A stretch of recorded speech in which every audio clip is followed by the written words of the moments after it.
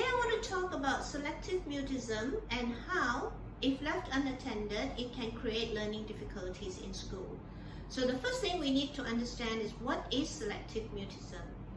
If you were to go onto the internet and look for the word selective mutism, it can be quite overwhelming for some parents, or scary for some of us, and for some of us it's like quite complex. Okay?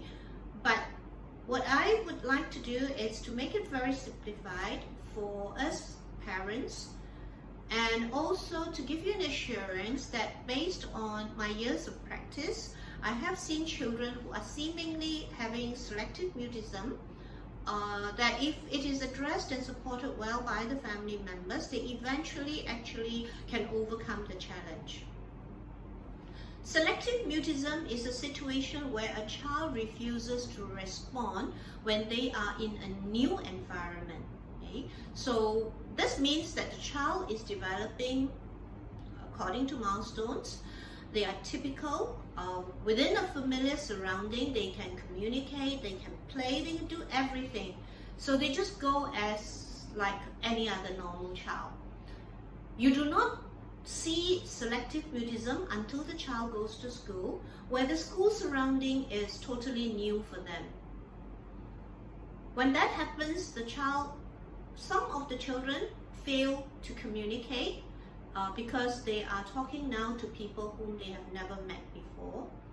And it takes them a very long time, in some cases, before they will start expressing themselves.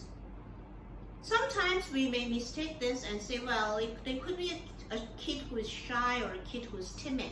The difference is with a timid or shy kid, they will usually go into an environment, be extremely quiet or well behaved, and after a while, as they have sensed out the whole space, they start being their normal self.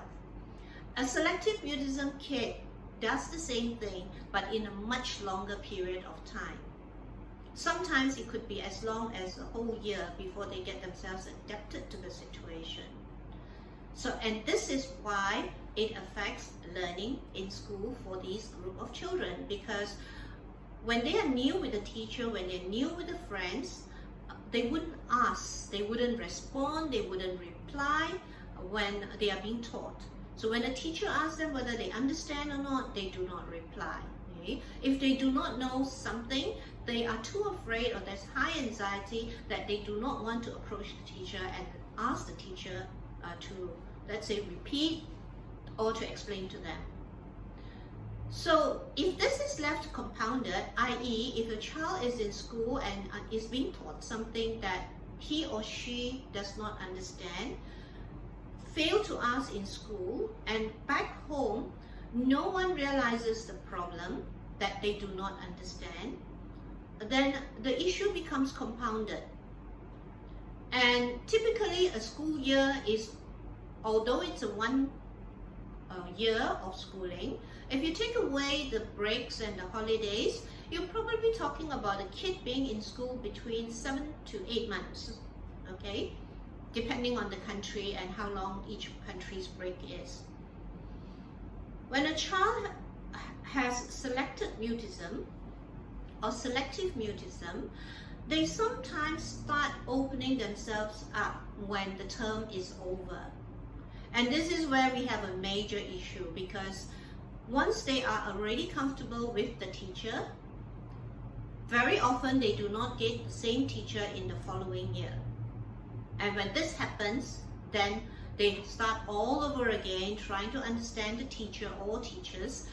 And by the end of the whole school year, it repeats itself.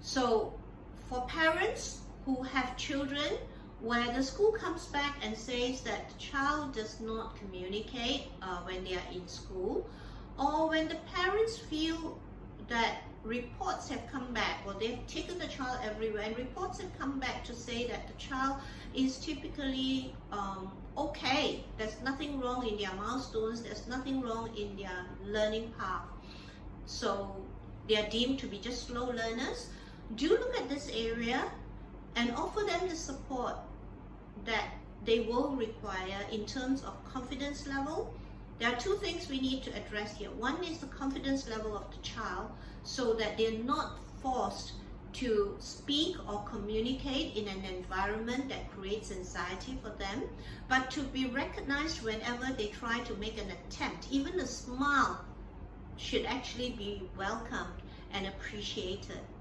And then it's also for the parents to do additional work at home to make sure that whatever the child does not understand is being taught at home, so that when the child goes to school, the child just have only one stress level, which is a new environment, and not two stress levels where it's a new environment and struggling to learn as well.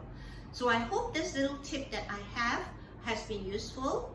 If you like what you have heard, please subscribe to my channel and click notifications on. There's a bell at the bottom here. Click it so that you will be notified of new videos as they are uploaded. And meanwhile, thank you for watching and have a great day.